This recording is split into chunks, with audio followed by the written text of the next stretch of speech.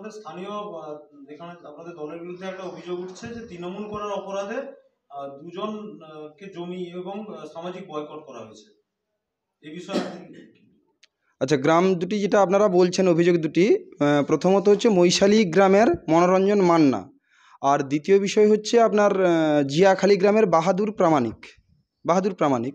তো বিষয় হচ্ছে মনোরঞ্জন মান্না বিগত কয়েক বছর তৎকালীন তৃণমূলের সময় গ্রামের দায়িত্বে ছিলেন এবং গ্রামের মন্দির এবং অন্যান্য কাজের সম্পত্তি নয়ছয় করেছে, তার কোনো হিসাব দিতে পারেনি এবং এলাকায় সন্ত্রাস তৈরি করেছেন, গ্রামবাসীকে মারধর, লুট, ঘর ভাঙচুর সহ অন্যান্য অসামাজিক কাজের সঙ্গে তিনি সরাসরি যুক্ত। সেই নিয়ে থানায় ওনারা কমপ্লেন করেছিলেন, আমরা গেছিলাম, গ্রামবাসী মিলে বসেছি এবং ওনার চাষের পূর্ণ ব্যবস্থা করে দেওয়া হয়েছে। বাহাদুর প্রামাণিকের যে বিষয়টি, সেটি নিয়ে আমাকে ভূপতিনগরের ওসি জানিয়েছিলেন। আমি একাধিকবার বাহাদুর প্রামাণিকের বাড়িতেও গেছি, ওখানকার পঞ্চায়েত প্রতিনিধি, গ্রামের সভাপতি এবং উভয় রাজনৈতিক দলের সভাপতিকে নিয়ে গেছিলাম এবং ওসি ভূপতিনগর গোপাল পাঠক স্যারও এসেছিলেন।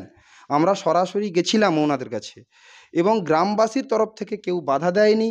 এই বাহাদুর প্রামাণিক নাকি যেই সমস্ত ব্যক্তিরা চাষের জল দেবে, জমিতে নাঙল করবে, তাদের বিরুদ্ধে মিথ্যা একটা কেস করেছিলেন 2022 সালে।